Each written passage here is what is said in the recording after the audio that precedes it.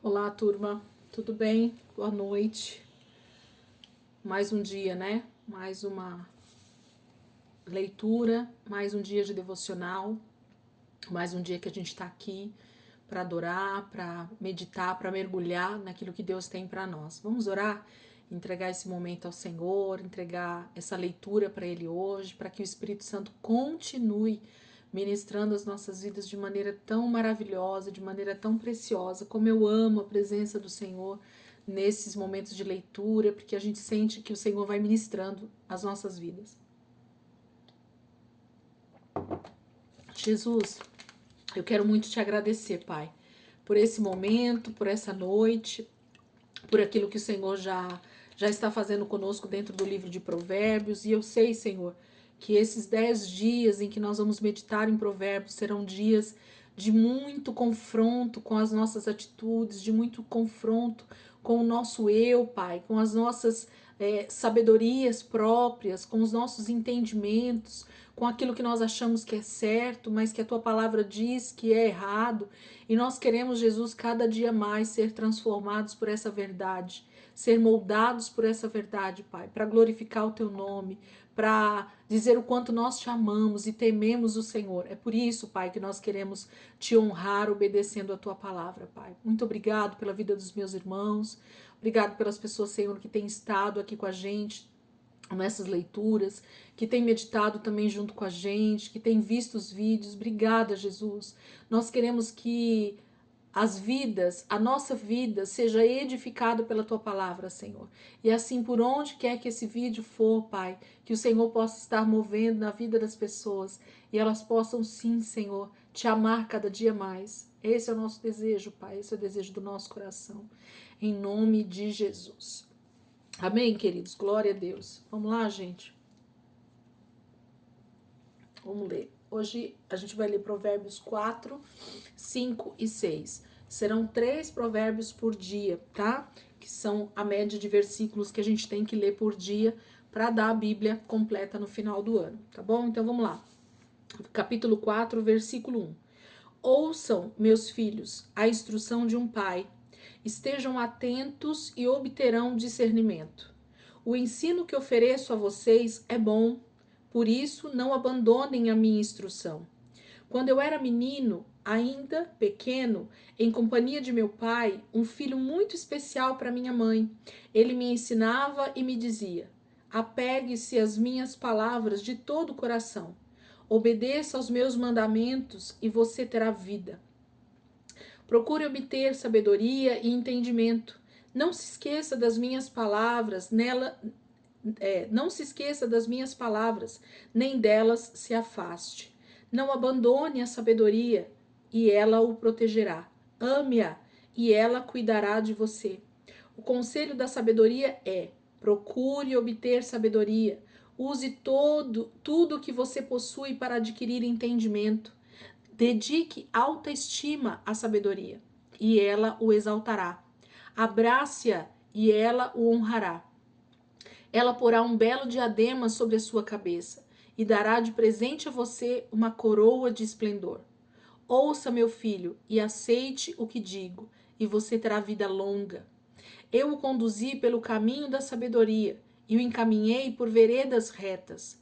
Assim, quando você por ela seguir, não encontrará obstáculos. Quando correr, não tropeçará. Apegue-se à instrução, não a abandone. Guarde-a bem, pois dela depende a sua vida. Não siga pela vereda dos ímpios, nem ande no caminho dos maus. Evite-o, não passe por ele. Afaste-se e não se detenha, porque eles não conseguem dormir enquanto não fazem o mal. Perdem o sono se não causarem a ruína de alguém, pois eles se alimentam de maldade e se embriagam de violência. A vereda do justo é como a luz da alvorada, que brilha cada vez mais até a plena claridade do dia. Mas o caminho dos ímpios é como densas trevas, nem sequer sabem em que tropeçam. Meu filho, escute o que digo a você. Preste atenção às minhas palavras. Nunca as perca de vista. Guarde-as no fundo do coração, pois são vida para quem as encontra e saúde para todo o seu ser. Acima de tudo, guarde o seu coração, pois dele depende toda a sua vida. Afaste da sua boca as palavras perversas, fique longe dos seus lábios a maldade. Olhe sempre para a frente, mantenha o olhar fixo no que está diante de você. Veja bem por onde anda e os seus passos serão seguros. Não se desvie nem para a direita, nem para a esquerda. Afaste os seus pés da maldade. Então esse é o conselho, né, desse pai que está falando com um filho. Salomão, em todo tempo, ele vai usar essas palavras para nos chamar a atenção e para justamente usar a tipologia de um pai falando com o filho. Gente, se tem uma dificuldade que talvez a nossa geração principalmente tenha, é essa questão de paternidade. Por quê? Porque a paternidade, ela vem sendo década após década, século após século, cada dia mais deturpada, ela tem sido mexida, ela tem sido colocada em dúvida, ela tem sido exterminada, né, pelo maligno, pelo diabo. Por quê? Porque a paternidade, ela faz com que o ser humano ele cresça em segurança e em instrução. Por que você está falando isso, Elisângela? Porque, na verdade, quando nós entendemos o primeiro papel de paternidade, que é a paternidade de Deus para com os filhos aqui na Terra, quando nós entendemos quem é Deus como Pai, nós conseguimos então compreender que cada conselho, que cada correção, que cada alerta, que cada palavra que Deus tem trazido para nós, para que nós entremos em obediência, tem a ver com amor, tem a ver com esse pai que ama de tal maneira que deseja que os seus filhos sejam dignos de uma vida próspera, dignos de uma vida em abundância, que nós tenhamos sucesso em tudo que nós vamos fazer. Qual é o pai e a mãe que não deseja o sucesso dos seus filhos? Qual é o pai que não deseja que um filho seja bem-sucedido na sua vida? Mas, como nós temos tido, infelizmente, uma paternidade muito dilacerada pela sociedade. Hoje em dia, essa palavra pai, ela tem estado de uma forma muito ridícula pelas pessoas, ridicularizado mesmo, porque ações judiciais são levantadas contra os pais porque não são dignos com seus filhos, os filhos desonrando seus pais em aberto. Então, são tantas coisas que a gente poderia falar sobre paternidade aqui, que não vem ao caso, mas eu trouxe esse alerta porque Salomão, em todo tempo, vai usar essa figura de pai e filho para trazer correção, para trazer alinhamento, para trazer esse alerta de conselhos para nós, que é o próprio Deus que está inspirando Salomão a escrever esses conselhos. O Espírito Santo está o tempo inteiro ali inspirando a vida de Salomão em sabedoria para que ele deixe todos esses conselhos para mim e para você hoje. Então, se nós formos um filho que realmente gosta de atender a voz do Pai, nós vamos de verdade obedecer e nós vamos trilhar um caminho de vida, segundo o que a palavra está dizendo. Então ele vai falando o tempo inteiro sobre essa questão de pai e filho, né? Dentro dos versículos aqui, ele diz, né? Ouçam, meus filhos, a instrução de um pai, estejam atentos e obterão discernimento. O ensino que ofereço a vocês é bom, por isso não abandonem a minha instrução. E ele vai falando, né, sobre todas essas coisas. Versículo 5, procure obter sabedoria e entendimento. Não se esqueça das minhas palavras, nem delas se afaste. Gente, a palavra de Deus é para ficar grudada em nós.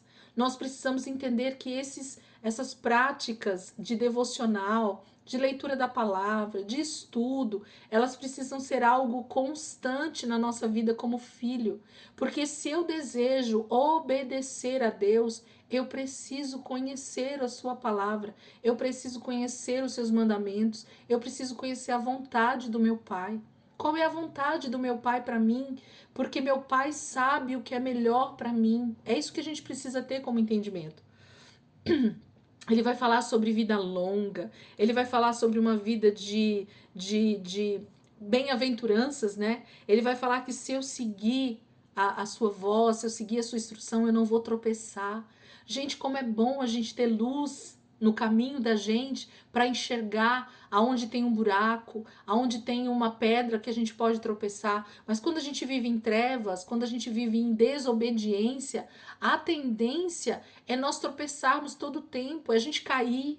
É a gente cair num abismo, é a gente cair numa dificuldade. Por quê? Porque eu estou debaixo de trevas, eu estou debaixo de desobediência, eu não estou ouvindo a voz do meu pai que está dizendo assim, não vá por esse caminho. Eu sei que muitos aqui que ouvem, que estão comigo nessa leitura, são pais, são mães, e quantas vezes a gente tenta aconselhar um filho, quantas vezes a gente tenta aconselhar um amigo e dizer, não vai por esse caminho, não é bom, mas a pessoa, ela simplesmente fecha os olhos para aquilo que a gente está falando e resolve fazer segundo a sua própria vontade. E o que acontece no final, gente? A gente geralmente vê essa pessoa tropeçando, caindo em erros que a gente já tinha avisado que estariam ali na frente, mas ela decidiu não dar ouvidos. É isso que Salomão está trazendo, esse alerta para nós, e conforme a gente vai lendo esses versículos, a gente vai percebendo o quanto ele está mostrando para nós o caminho daquele que é obediente e o caminho daquele que é desobediente. Ele fala que os ímpios, eles não dormem enquanto eles não fazem o mal. Gente, as pessoas que têm essas maquinações na mente, essas pessoas que têm essa tamanha maldade dentro da sua vida por falta de Deus, por falta de olhar para a palavra de Deus, por falta de conhecer a Deus, elas realmente têm práticas diárias de maldade e elas vão se afundando cada dia mais nisso. O mundo, ele jaz no maligno por causa disso, porque o maligno tem levado o mundo a se destruir. E quando eu falo sobre isso, eu gosto muito de sempre lembrar que a gente está sempre fazendo algo de mal contra o nosso próximo. E isso fala do primeiro mandamento. Quando Deus está o tempo inteiro aqui em Provérbios falando sobre a maldade do homem para com outro homem, Deus está nos trazendo à memória o primeiro mandamento, que é amar a Deus sobre todas as coisas e ao nosso próximo como a nós mesmos. Gente, quando nós infringimos esse primeiro mandamento na sua totalidade, deixando de honrar a Deus, deixando de obedecer ao Senhor, deixando de ouvir a voz de Deus através da palavra, e nós começamos a fazer a maldade uns para com os outros, todos os outros mandamentos, eles são totalmente destruídos na nossa vida. A nossa vida passa a estar totalmente desmoronando, porque o alicerce da vida de um filho de Deus é o primeiro mandamento: amar a Deus sobre todas as coisas e ao próximo como a nós mesmos. Se eu não entender esse mandamento do Senhor, a Bíblia inteira ela passa a não ter sentido. Mas quando eu entendo esse mandamento, toda a palavra faz sentido, porque Deus o tempo inteiro está chamando a atenção sobre falsos deuses, sobre uma falsa adoração, sobre um falso relacionamento, sobre adultério, né, que é adorar outros deuses a não ser o Senhor, e sobre a maldade do homem para com outros homens. Então, toda a Bíblia ela está direcionada, né, nessas questões. Então, quando a gente obedece, quando a gente olha para o primeiro mandamento e entende o que Deus está falando conosco, toda a palavra faz sentido. Ele fala que o caminho dos ímpios, né, eles se tornam trevas o tempo inteiro e cada dia mais. Mas o caminho do justo, versículo 18, a vereda do justo, o caminho, né, a trilha ali do justo, ele é como a luz da alvorada ou a luz da aurora, né, que brilha cada vez mais até a plena claridade do dia, ou até ser dia perfeito. Gente, esse versículo é outro versículo extremamente escatológico, extremamente profético. O que a palavra de Deus está dizendo é que quando eu estou caminhando na vereda da palavra, quando eu caminho em obediência ao Senhor, a minha vida, ela vai tomando uma claridade, ela vai tomando luz cada dia mais, segundo a glória de Deus que vai sendo revelada de dentro para fora, até ser dia perfeito. Quando vai ser dia perfeito? Na volta de Cristo. No dia perfeito, nós não vamos precisar mais da luz do sol, da luz da lua, porque a própria presença de Deus vai iluminar toda a terra. Nós vamos ter os nossos corpos transformados e vamos ser então como Ele é. Então, percebem que a vereda do justo é como a luz da alvorada que brilha cada vez mais. Você tem caminhado com Jesus? Você tem caminhado olhando para a palavra? Então, de glória em glória, o Senhor vai nos transformando, vai iluminando todas as trevas que existem em nós até ser dia perfeito. Qual que vai ser o dia perfeito? A volta de Jesus, trazendo todo o seu esplendor. E então nós seremos como Ele é. O dia vai ser perfeito. Nós teremos toda a claridade em nós. Nós teremos luz por completo em nós. Nós seremos totalmente restaurados e nenhuma treva haverá mais em nós. Eu amo esse versículo, gente. Com esse entendimento fica tudo mais claro para nós. É maravilhoso isso. Mas o ímpio, né, versículo 19, mas o caminho dos ímpios é como densas trevas, nem sequer sabem em que tropeçam. Eles vão tropeçando e não sabem nem onde tropeçou. Por quê? Porque só tem trevas, só tem escuridão. Aí ele vai continuando dizendo para a gente ouvi-lo, né? Nossa, esses versículos são maravilhosos. Bora lá para o capítulo 5. Falei para vocês que não vai ser todos os dias igual foi ontem, né? Porque assim, se a gente for falar, gente, realmente, versículo a versículo, tem tanta coisa boa aqui para nós. Medita nesses versículos, para um tempo, sabe? Não tenha pressa para ler a palavra, para acabar o seu devocional. Não. Tenha tempo com a palavra. Cada versículo medita no que Salomão está falando, medita no que o Senhor está falando ao teu coração, vai fazendo anotações, risca a sua Bíblia, faz tudo isso, você vai ver como é maravilhoso, a gente vai compreendendo melhor aquilo que o Espírito Santo está falando conosco. Versículo, capítulo 5. Meu filho, dê atenção à minha sabedoria. Gente, vocês percebem que a sabedoria é outro personagem chave dentro aqui do livro de Provérbios? A gente vai ouvir sobre a sabedoria no livro inteirinho. E a sabedoria é uma pessoa, a sabedoria é Jesus, a sabedoria é o Espírito Santo que habita dentro de nós, ele está o tempo inteiro tentando falar conosco, trazendo conselho para nós. Meu filho, dê atenção à minha sabedoria. Incline os ouvidos para perceber o meu discernimento. Assim você manterá o bom senso e os seus lábios guardarão o conhecimento. Pois os lábios da mulher imoral destilam mel, sua voz é mais suave que o azeite, mas no final é amarga como fel, afiada como espada de dois gumes. Os seus pés descem para a morte, os seus passos conduzem diretamente para a sepultura. Ela não percebe que anda por caminhos tortuosos e não enxerga a vereda da vida. Agora, então, meu filho, ouça-me. Não se desvie das minhas palavras. Fique longe dessa mulher. Não se aproxime da porta de sua casa, para que você não entregue aos outros o seu vigor, nem a sua vida a algum homem cruel, para que estranhos não se fartem do seu trabalho e outros não se enriqueçam à custa do seu esforço. No final da vida você gemerá com sua carne e seu corpo desgastados, e você dirá: como odiei a disciplina, como o meu coração rejeitou a repreensão. Não ouvi os meus mestres, nem escutei os que me ensinavam. Cheguei à beira da ruína completa, à vista de toda a comunidade. Beba das águas da sua cisterna, das águas que brotam do seu próprio poço. Por que deixar que as suas fontes transbordem pelas ruas e os seus ribeiros pelas praças?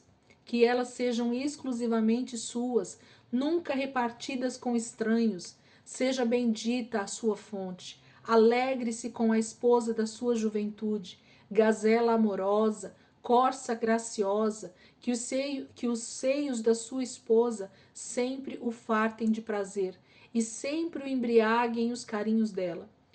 Por que, meu filho, ser desencaminhado pela mulher imoral?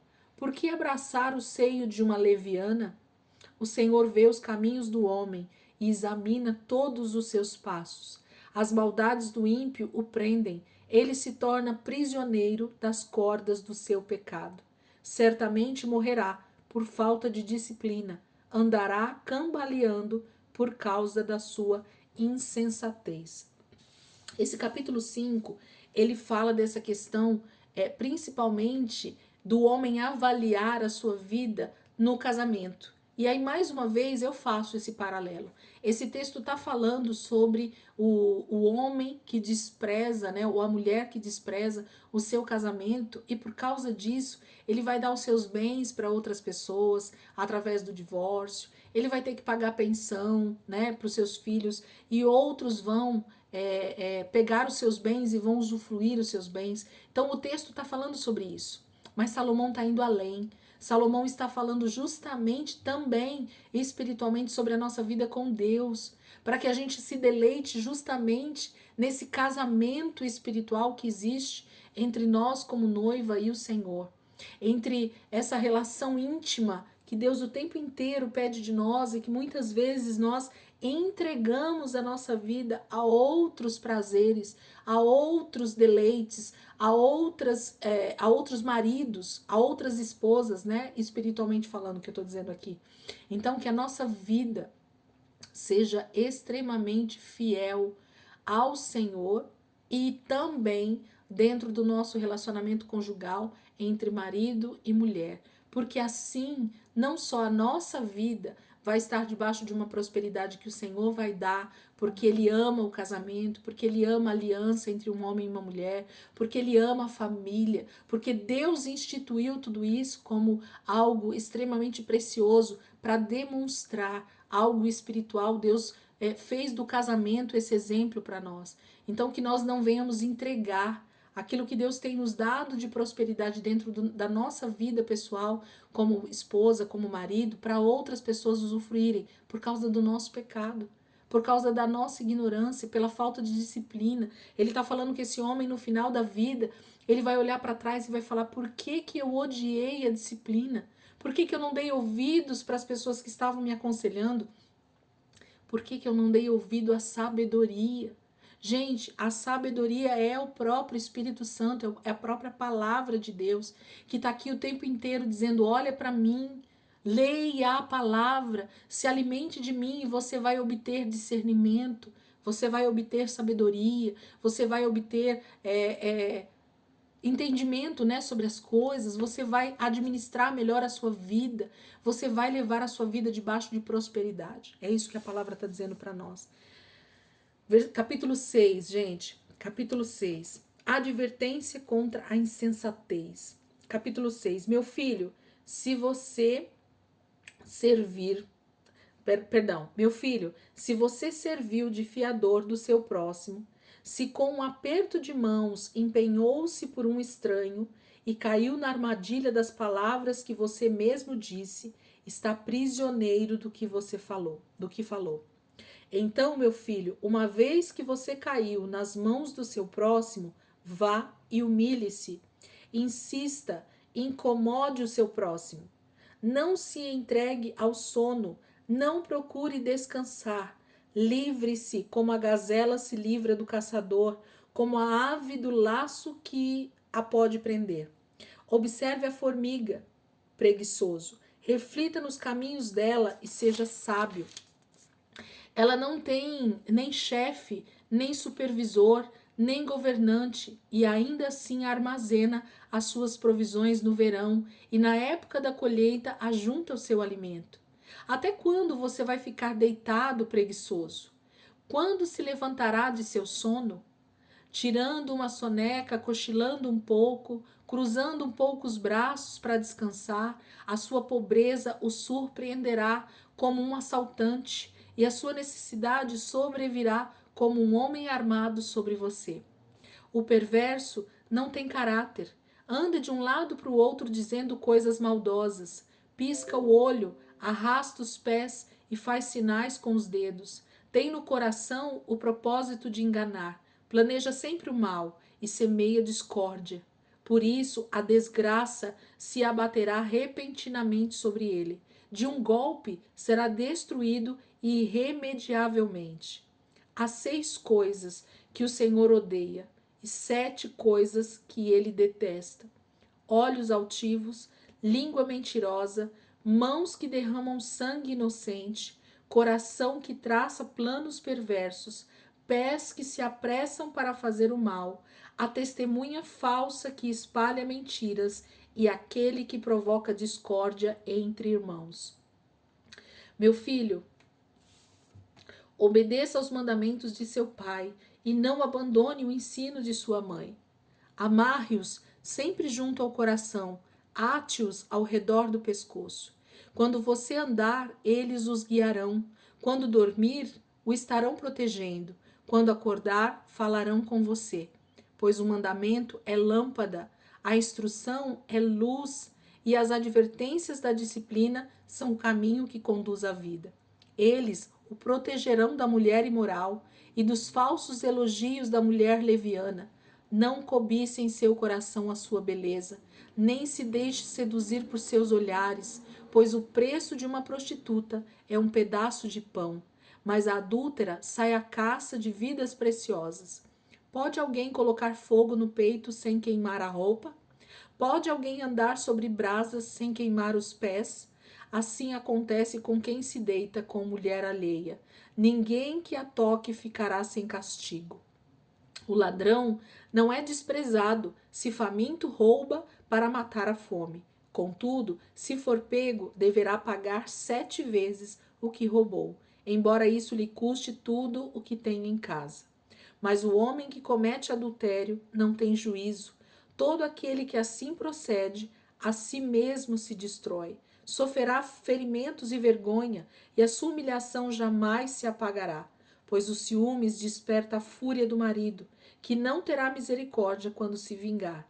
Não aceitará nenhuma compensação. Os melhores presentes não o acalmarão.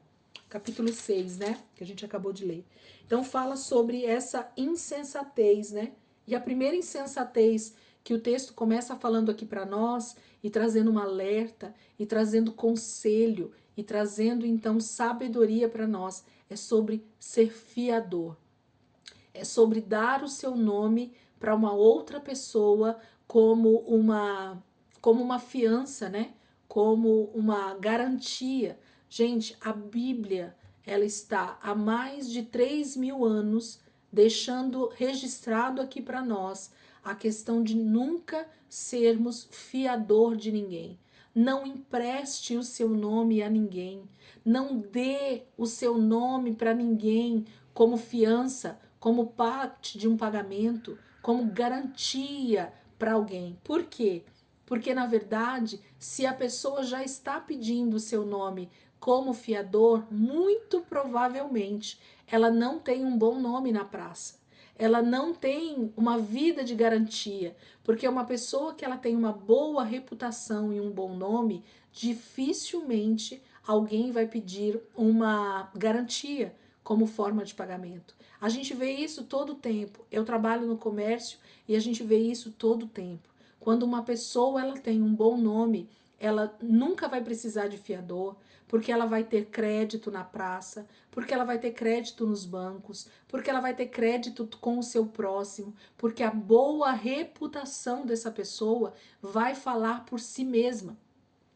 E se você é fiador de alguém, você está dizendo no reino espiritual, principalmente, que você é responsável pelas dívidas dessa pessoa. Então, se essa pessoa não arcar com as dívidas que ela está colocando o seu nome como fiador, você vai ter que se submeter e pagar essas dívidas sem falar nada. Por quê? Porque você deu o seu nome porque quis. Então, o fiador é aquele que faz sabendo que pode estar entrando em um barco furado. Então, se você já foi fiador de alguém e já teve problemas, você sabe do que eu estou falando. E se você está sendo chamado para ser fiador de alguém, esqueça. A Bíblia está dizendo para você que você não deve ser fiador de ninguém. Porque a Bíblia já sabe, Salomão, na sua infinita sabedoria, ungido pelo próprio Senhor com essa sabedoria, deixou esses conselhos para mim e para você. Não faça mais isso. Ouça o conselho da sabedoria. Não seja fiador de ninguém. E se você é alguém que tem problemas com a sua reputação, com o seu nome, o Senhor está te convidando a, primeiro, não precisar de um fiador e, segundo, consertar então a sua vida para a sua reputação ser boa diante dos homens, diante da sociedade. E assim você não vai precisar de fiador, ok? Então esse é o primeiro conselho, porque senão você vai se tornar escravo dessa pessoa de quem você foi fiador, ok? Aí ele fala para nós olharmos para a formiga, né? A Bíblia nos chama a prestar atenção na formiga. Por quê? Porque a formiga traz um exemplo fantástico sobre a questão de saber os tempos de colheita, os tempos de calor, né? De tempo de bonança, e saber que vão existir dias maus e que nesses dias difíceis, de frio, de inverno, de solidão, de dificuldades, eu preciso ter coisas armazenadas na minha casa, na minha vida. Então, esse exemplo da formiga, ele não fala só sobre bens materiais, ele não fala sobre o alimento para você comer no tempo do inverno, mas ele fala também sobre isso, de que nós precisamos ter garantias guardadas, nós precisamos ser pessoas que poupam um pouco de dinheiro, nós precisamos ser pessoas que trabalham com dignidade, porque se em algum momento faltar o emprego, se nós ficarmos desempregados, nós vamos ter como buscar suprimento através desses recursos que nós guardamos, de não sermos preguiçosos, porque as pessoas, elas têm a tendência de não ser socorridas no tempo de dificuldade, porque tem muitas pessoas que são extremamente preguiçosas. E ninguém quer ajudar uma pessoa preguiçosa. Ninguém quer ajudar uma pessoa que não estava se preocupando com a sua vida e que foi levando as coisas de qualquer maneira. Ninguém quer. Agora, quando você percebe uma pessoa extremamente esforçada, quando você vê uma pessoa batalhadora, quando você vê uma pessoa trabalhadora, qualquer pessoa quer dar emprego para essa pessoa. Jamais você vai ver alguém que tem força de trabalho, que tem disposição para trabalhar desempregado, gente. Isso é impossível. Agora, o que a gente mais vê na nossa sociedade hoje, principalmente no século XXI, são pessoas extremamente preguiçosas. Preguiçosas para estudar, preguiçosas para buscar realmente conhecimento, preguiçosas para ser obedientes aos patrões, preguiçosas para cumprir horário de trabalho. E infelizmente a palavra está dizendo que, olha o que ele diz no versículo 10. Tirando uma soneca, cochilando um pouco, cruzando um pouco os braços para descansar, a sua pobreza o surpreenderá como um assaltante, e a sua necessidade sobrevirá como um homem armado sobre você. Você vai ser pego de surpresa quando você se vê totalmente em miséria, em pobreza, em dificuldades, e as pessoas ao seu redor, elas vão olhar e vão ter tristeza por ver isso sobre a tua vida, mas muitas vezes as pessoas te alertaram sobre tudo isso que você estava fazendo e você não deu ouvidos à sabedoria. Você não buscou o conhecimento do Senhor. Você não buscou os conselhos com quem podia te dar conselho. Você foi imprudente, insensato. Por isso que a palavra está chamando o tempo inteiro para a gente ser de bom senso, sensato. Aí ele começa a falar sobre o caráter, né, das pessoas também aqui, a partir do versículo 12. O perverso não tem caráter. Anda de um lado para o outro dizendo coisas maldosas, pisca o olho, arrasta os pés, faz sinais, né, para tentar fazer maldade com as pessoas. As pessoas têm várias maldades mesmo, né? Eu tô tentando achar a palavra para aquelas pessoas que estão sempre tentando dar um olé nas pessoas, sabe? Elas sempre têm alguma artimanha escondida para fazer isso. Isso é disso que a palavra está falando. Versículo 5. Por isso a desgraça se abaterá repentinamente sobre ele, de um golpe será destruído irremediavelmente. Gente, a palavra não está falando só de um tempo presente, mas está falando de uma eternidade também. A Bíblia ela não fala só de um reino físico, mas fala muito mais de um reino espiritual. Então, o que nós queremos para a nossa vida?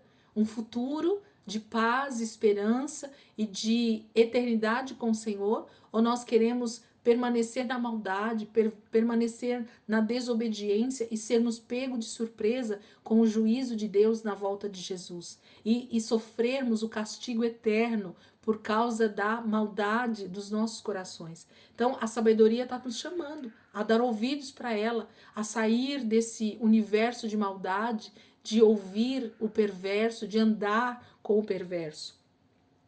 É disso que ele está falando. E aí no final não, a partir do versículo 20, ele diz assim: Meu filho, obedeça os mandamentos de seu pai e não abandone o ensino da sua mãe, né? Então ele está chamando o tempo inteiro. Eu vou voltar um pouquinho, gente. Eu quero falar sobre esse versículo, esqueci. Versículo 16. Essa aqui é uma das palavras, um dos versículos que mais deveriam ficar frisados para nós a respeito do que Deus gosta e a respeito do que Deus detesta. Esse versículo deveria ser assim um outdoor para nós todos os dias. Olha o que a palavra de Deus diz no versículo 16 até o 19. Há 6 coisas que o Senhor odeia e 7 coisas que ele detesta. Algumas versões está falando que a sétima, né, ele detesta. É como se a última fosse a pior de todas. Eu não sei se a sua versão tá assim. Aí diz assim, a primeira, olhos altivos, língua mentirosa, tudo isso é o que Deus odeia. Mãos que derramam sangue de inocente, 3. Coração que traça planos perversos, 4. Pés que se apressam para fazer o mal, 5. A testemunha falsa que espalha mentiras, 6. Agora a sétima, que Deus detesta, aquele que provoca discórdia entre irmãos. Então, gente, se tem uma coisa, vocês podem ver que todas as coisas aqui falam do próximo, né? Mas a pior de todas, no quesito Deus detestar, é quem realmente põe um irmão contra o outro. As pessoas que fazem mal umas para as outras, elas já estão fazendo mal.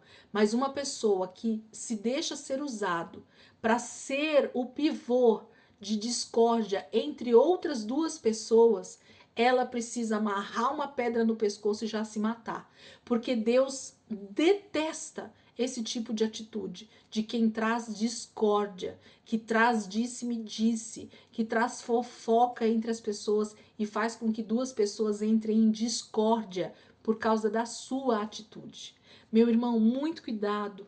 Olha para essa palavra, olha para a sabedoria que Deus está nos ensinando nesses versículos e, por favor, comece a se atentar a ler essa palavra e dizer: Jesus, eu preciso estar atento a isso, eu preciso não ter olhos altivos, né? Me achar melhor do que os outros, uma língua mentirosa, pessoa que conta mentira o tempo inteiro, mãos que derramam sangue inocente, né? Você acusa uma pessoa e ela pode até morrer porque você está acusando, você jura falso contra alguém, né? Um coração que traça planos perversos, aquela pessoa que está sempre maquinando mal contra o próximo, pés que se apressam para fazer o mal, sabe aquela pessoa que corre porque ela quer realmente fazer o mal para alguém, contar uma notícia ruim, falar a respeito de alguém. Gente, é terrível isso. A testemunha falsa que espalha mentira. Você que fala de outra pessoa, algo que você nem sabe se é verdade. E a última que Deus então detesta, aquele que provoca discórdia entre irmãos. Queridos, olha para essa palavra e diz: Jesus, eu quero atentar para a tua sabedoria, eu quero olhar para a tua palavra e ver que ela é verdade para mim. E aí ele vai falando de novo sobre essa mulher imoral, né? Eu costumo dizer que existem algumas figuras de linguagem dentro da palavra de Deus, em específico, inclusive, dentro do livro de Provérbios, que a gente vê que a sabedoria é o próprio Cristo, é o próprio Espírito Santo. Então ele usa essa figura de linguagem falando que a sabedoria está chamando, a sabedoria está clamando nas praças, quando na verdade ele está pondo um personagem para nós. Esse pai que chama o tempo inteiro de meu filho, é um outro personagem, é uma outra figura de linguagem aqui dentro do livro de Provérbios. Essa mulher, gente, imoral, essa mulher leviana, fala de alguém que tenta realmente me tirar do foco, me fazer adulterar, me fazer trair o meu Deus, me fazer trair a palavra, ir contra a verdade de Deus, traindo o próprio Deus e traindo o meu próximo. Então, percebam algumas figuras de linguagem dentro da palavra que vão nos mostrando que essas atitudes vão nos fazer ser adúlteros, vão nos fazer ser prostitutas, né? Porque nós estamos indo de acordo com essa prostituição contra a palavra de Deus. E ele termina dizendo, né, que Versículo 32. Mas o homem que comete adultério não tem juízo. Todo aquele que assim procede, a si mesmo se destrói. Sofrerá ferimentos e vergonha, e a sua humilhação jamais se apagará, pois o ciúmes desperta a fúria do marido, que não terá misericórdia quando se vingar. Gente, quem é esse marido que vai se vingar desse adúltero, dessa pessoa que o traiu? É o próprio Cristo, gente, é o próprio Deus. Ele não vai ter misericórdia na volta de Jesus sobre toda a maldade, sobre toda a infidelidade. Lá em Êxodo, Deus fala que ele está sendo o nosso marido e que nós temos uma aliança com ele. Essa aliança fala de casamento, fala de fidelidade. Ele fala que quando nós deixamos de ser fiéis com o Senhor então está vendo a gente como adúlteros, como mulheres que estão traindo ele. Essa figura de linguagem é tão fantástica e faz a gente entender essa relação de Deus com o homem através de um casamento. A gente consegue compreender isso porque ninguém em sã consciência fica feliz quando alguém adultera, quando alguém te trai por livre e espontânea vontade. Quem é que quer casar com uma pessoa e se ver traído por ela na cara lavada, né? Quem é que quer ser traído pelo seu cônjuge? Ninguém, gente. Então, o próprio Deus traz essa alegoria, essa figura de linguagem para a gente entender que Deus jamais vai admitir que nós o traiamos, né? Com outros deuses, que nós tenhamos relação íntima de adoração com outros deuses. É disso que Deus está falando. Amém, queridos? Aqui nós terminamos a nossa leitura de hoje, né? Capítulo 4, 5 e 6 de Provérbios. Amanhã a gente vai fazer 7, 8 e 9. E eu tenho certeza que o Senhor vai continuar ministrando as nossas vidas em nome de Jesus. Amém, queridos? Deus abençoe. Uma ótima noite de descanso para vocês. E amanhã, se Deus quiser, a gente vai estar aqui junto para continuar a nossa leitura para a glória do Senhor.